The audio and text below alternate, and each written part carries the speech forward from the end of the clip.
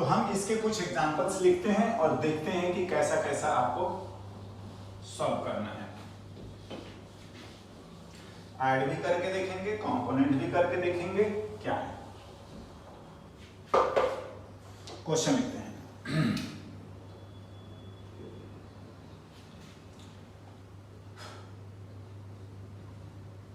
Two forces act on an object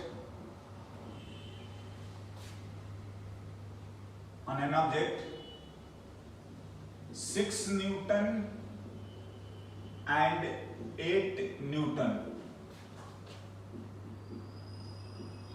towards east and north respectively. Then find the net force acting on object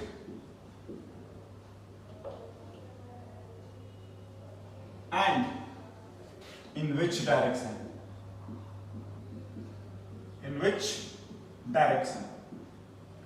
ना देखिए, पहले जो बोला गया है हम उसको लिखते हैं। अब काफी सिंपल है, आगे चल के ये सब हमारे लिए कोई क्वेश्चन ही नहीं रहेगा, पूछेगा भी नहीं। देखो क्या बोला गया है। एक आपको बोला गया है फोर्स एक्स एक्सिस की तरफ, और वो चलिए मैं F1 मान लेता हूं, और वो 6 न्यूटन, ठीक है ना, एक्स एक्सिस की तरफ, ये ईस्ट की तरफ। हाँ ना, आप इसको पता है ऐसे भी लिख सकते हैं 6i कैप, बिल्कुल। दूसरा आपको बोला गया है हाँ नॉर्थ की तरफ, और 8 न्यूटन F2 को आप वेक्टर फॉर्मेट में ये लिख सकते हो 8j कैप, बिल्कुल नॉर्थ की तरफ है। तो नाउ जो नेट रिजल्टेंट है आप जानते हैं हम लोग ऐड कर देंगे, बिल्कुल। देखिए इसमें x y दोनों हो सकता है, इसमें भी x y दोनों हो सकता है। अभी सिंपल है, इसमें केवल i है, इसमें केवल j है। तो ये आ गया 6i cap plus 8j cap. ऐसे ही हम लोग सम करते हैं, बिल्कुल, है ना। ना देखो, अब इसको जो रिजल्टेंट है और जो हमें लिखना चाहिए उसको भी मैं समझा दे रहा हूं। देखिए यहां पर पहले मैं डायग्राम ड्रॉ कर लेता हूं, ठीक है। चलिए, इसको ईस्ट मान रहे हैं हम लोग, इसको नॉर्थ मान रहे हैं। क्या दिया गया है कि एक वेक्टर तो आपको दिया गया है 6i कैप, तो आप इधर लिख लो 6 और i कैप, ठीक है ना, F1। उसमें 8j कैप जोड़िए, हाँ F2 लिख लो या 8j कैप लिख लो, हाँ। तो यहां से हाँ 6i कैप, ये हमारा रिजल्टेंट है फोर्स, समझे, बिल्कुल ये है ना रिजल्टेंट ना। तो अब रिजल्टेंट का मैग्नीट्यूड बिल्कुल x² plus y², sorry f, तो x² प्लस y², आप 1 लिखो 2 लिखो जो भी लिखो, x² दिस प्लस दिस, मतलब 6² प्लस 8² और ये आ गया आपका 10 न्यूटन, मतलब ये 10 न्यूटन ना। एंगल, चलिए इसी को मैं लिखता हूं थीटा। हाँ तो ध्यान से, हम लोग ईस्ट से मेजर कर रहे हैं और किधर, नॉर्थ की तरफ। तो पहले तो मैं एंगल लिख रहा हूं, बाद में मैं कुछ लिखूंगा।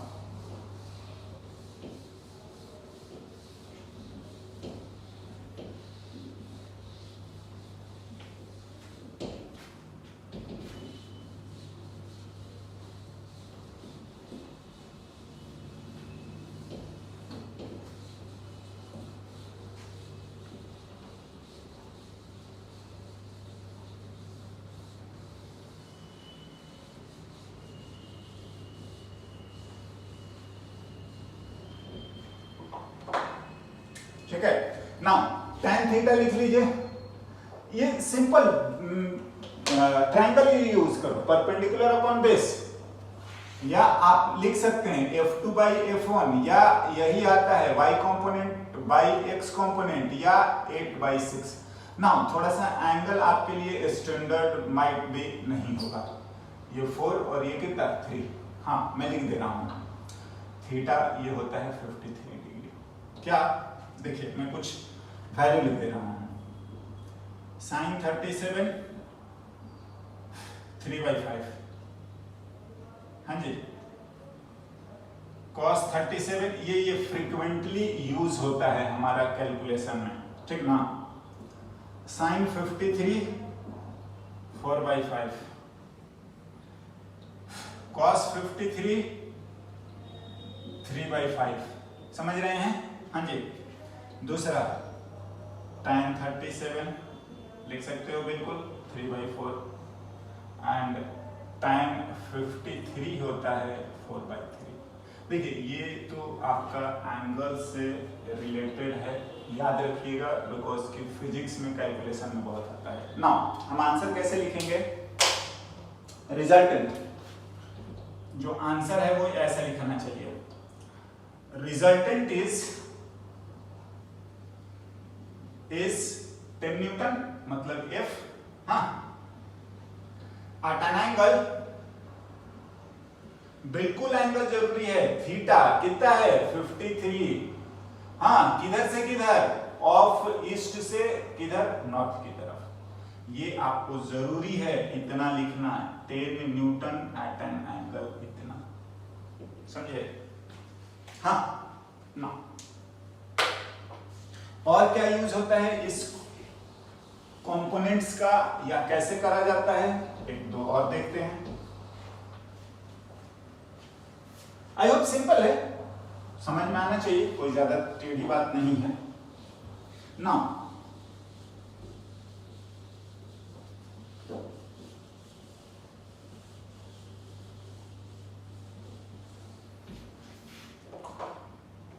वैसे ये क्वेश्चन तो आपको बहुत डिटेल में पढ़ना है, पूरा एक चैप्टर हम लोग पढ़ेंगे न्यूटन्स लॉ, है ना।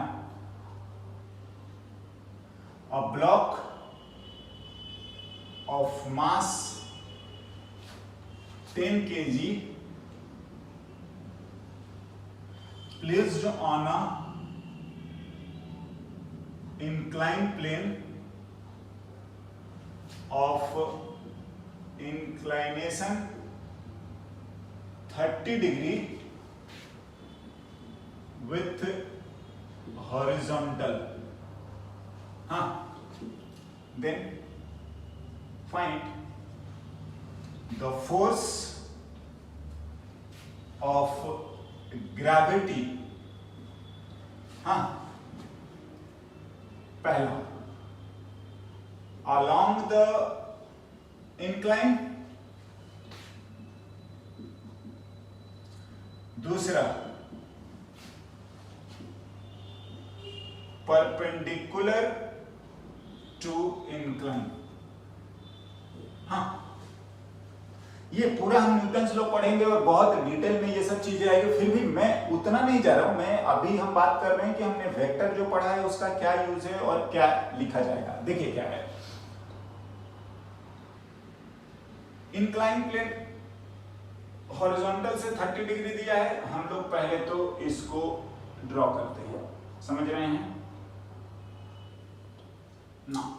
ब्लॉक जो है, ब्लॉक को हम लोग लिख लेते हैं, चलिए 10 kg बोला है, 10 kg लिख लेते हैं, हाँ ना। देखिए आपको इतना जरूर पता होना चाहिए कि ग्रेविटी जो है वो डाउनवर्ड फोर्स लगाता है और वो ये रहेगा कितना 10g, हम इसी को कितना बोलते हैं mg, राइट। ये हमें गिवन है, या बोल सकते हो कि बाय ग्रेविटी,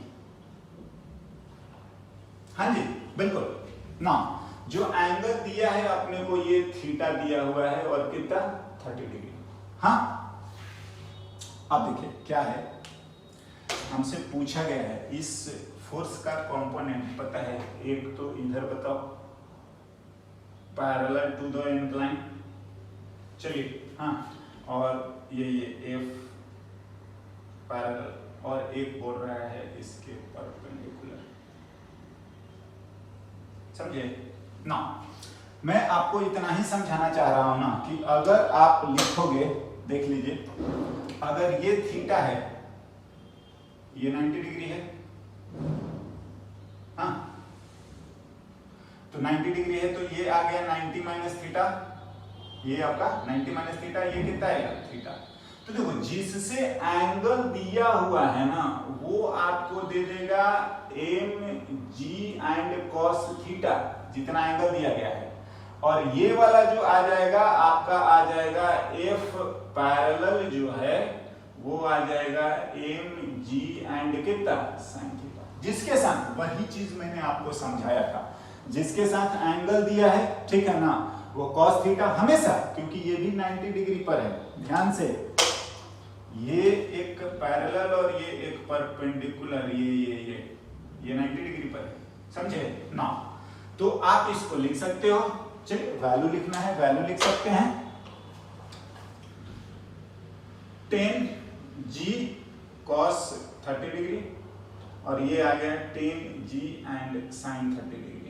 वैल्यू आप लिख लेना, जी को भी हम लोग अप्रोक्सीमेटली 10 ही लिख लेते हैं, ये आ गया 550√3 न्यूटन, हाँ, और ये जो आ जाएगा 10 इंटू 10, ये है ना, 10 इंटू 10 इंटू 1/2 यानी कि 50 न्यूटन। ध्यान से, इधर भी आपका आ रहा है 50√3 न्यूटन, और ये आ रहा है आपका 50 न्यूटन। देखिए बेसिकली क्या कर रहा है कि हमारा जो नेट फोर्स था वो ये था, ये है हमारा नेट फोर्स, हाँ, और उसके कंपोनेंट कर दिए। हम ये काम कर सकते हैं, लॉग ग्रेविटी इधर ही रहा है, उसका पैरेलल में इतना आएगा और परपेंडिकुलर में इतना आएगा। अगर बोल देना कि इसी को तुम एक्स एक्सिस मान लो, इसी को तुम वाई एक्सिस मान लो, हाँ, तो हम लोग इस फोर्स को लिख सकते हैं, एफ को एक्स 50 आई कैप और 50√3 जे कैप। देखिए ये कोई स्टैंडर्ड नहीं है, लेकिन हमें लिखने में, सॉल्व करने में कोई बुराई भी नहीं है, राइट, ऐसा कहा जा सकता है ना। एक तो दिया है कि दो दिए हैं, ऐड कर सकते हैं, एक दिया है, हम दोनों को अलग अलग कर सकते हैं, जिधर बोलेगा उधर, कैसे, जिसके साथ जितना एंगल दिया है cos, देखिए उसके परपेंडिकुलर में क्या साइन ना। कुछ इसी तरीके के और भी क्वेश्चंस हैं, एक आध हम उसको ट्राई करते हैं और हमारा ये पोर्शन जो है कंप्लीट है। नेक्स्ट हम लोग पढ़ेंगे product, dot product and cross product. वैसे तो देखिए मैं बताया ही हूं कि जो हम लोग अभी पढ़ रहे हैं ये आपको अलग से चैप्टर तो जरूर है, लेकिन इसका यूज है, पूरे फिजिक्स में यूज है और हर टॉपिक में आते रहेगा, ऐड करना, कंपोनेंट करना, प्रोडक्ट करना, है ना। चलिए एक और क्वेश्चन लिखते हैं, देखते हैं। A man start walking from his house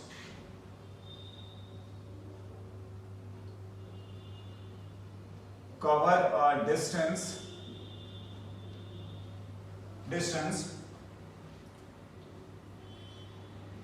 10 kilometer at an angle 53 degree north of west, हाँ जी,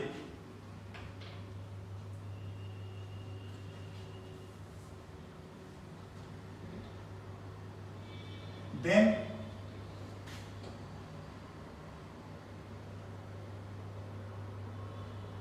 six kilometer due east and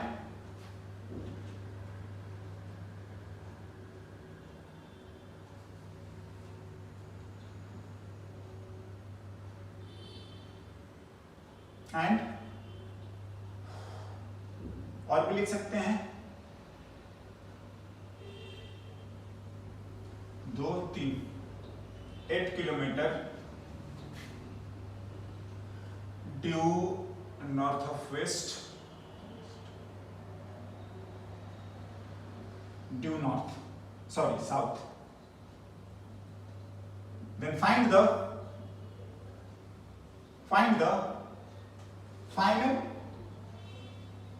location of man. देखिए वो तीन तरह से डिस्टेंस से चला है। चलिए ये 1 by 1 करके हम तीनों को लिखते हैं और बकायदा हम लोग ऐड कर देंगे। पहला जो दिया गया है, आप चाहें तो सबको अलग अलग लिखिए।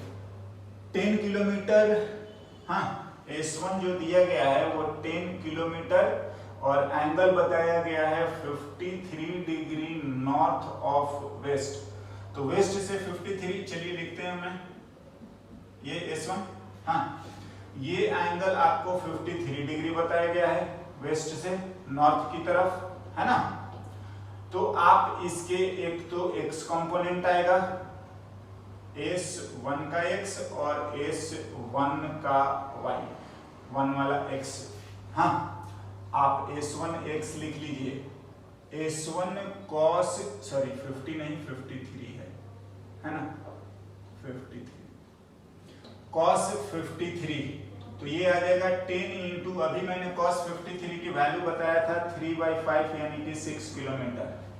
सिमिलरली S1 का y लिख लीजिए, S1 sin 53 दैट इज ये आ गया 10 इंटू 4/5 और ये आ गया 8 किलोमीटर। S1 को वेक्टर फॉर्मेट में लिखिए, x वाला नेगेटिव है मतलब 6 एंड माइनस i कैप लिखना पड़ेगा और 8 j कैप।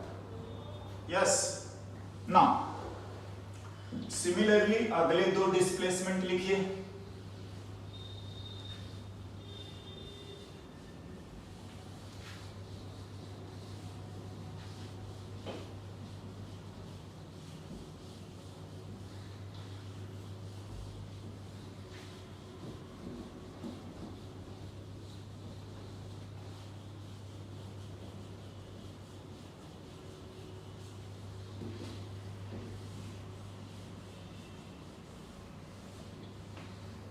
है ना,